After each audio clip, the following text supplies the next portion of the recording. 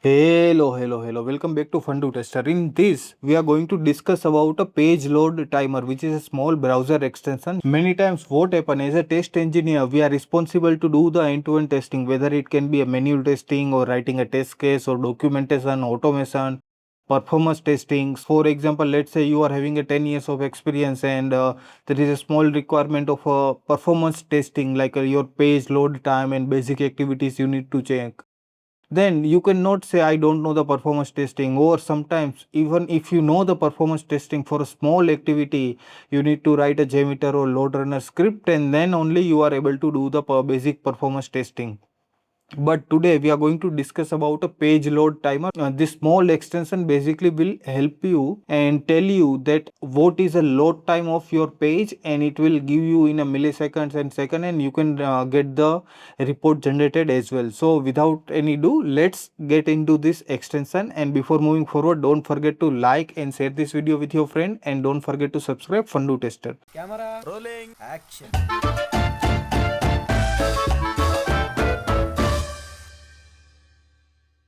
So let's go to the computer screen.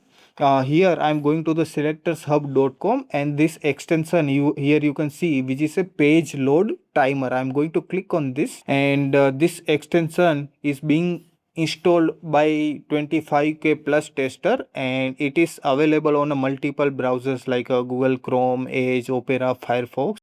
Let me add it with Google Chrome. It will lend me to the Chrome web store. Once I click on the add to Chrome, it will ask me to add extension, and after that extension got added. And here if I can go to the extension section, if I pin this, so I can see that particular extension on the top. And for example, let's say I'm going to the Flipkart and I wanted to do the page activity. So it is already started and calculated, and here you can see 2.27. If I expand this, so here you can see all this detail: redirect, DNS, connect, request, response, DOM, all these things, how much time it took, duration and end time and total. And here you can see, click on the view report. So basically it has written these three. Flipkart.com, it took 2.27 second as a load time, and this the average load time.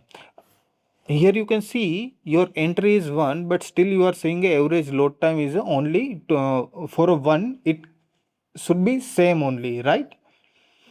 But there is a one more functionality. For example, let's say I'm going to the setting, and there is a option of a radio button, keep duplicate URL value in the report. So if I check this, then I will get a duplicate entry. For example, both papers I wanted to do for multiple time. I'm just planning to keep the extension running, and I wanted to do some certain activity. So now if I go to this and clear the data, let me clear the data and let me rerun. So now here you can see, let me go to the view report. You can see the one entry. The extension is keep running, and let me try to reload the page. So basically now if I'm going to the report, so here you can see the three entry, and the load time is 1.24 second, 1.20 second and 1.12 second. So all three average is a 1.19. And you can see here the timestamp and basic information. You can copy this data, you can export to the Excel. So if I'm trying to export to the Excel, CSV, or directly I can print the data, and let me open the CSV file. So the same information we should be able to see on a CSV file. So load time, average load time, timestamp and URL. So basically it has performed the basic checks for the page load time. And apart from that, there are some more functionality. For example, let's say for some of the domains you wanted to block the entry. So for example, let's say I'm going on this and going to the settings, so blacklist URL. So let's say for example don't want to do for a Flipkart, so simply I can copy this and I need to go to the settings. I can pass it the Flipkart, so it won't do the load time testing for the Flipkart. Or if for example, let's say if I wanted to do for a specific only, then I can mention the domain. Basically I'm whitelisting couple of the URL, and I can add multiple domains. So for example, let's say I wanted to do for this couple of things only, it is feasible, then I can do for couple of the things only. So this is a so small browser extension which will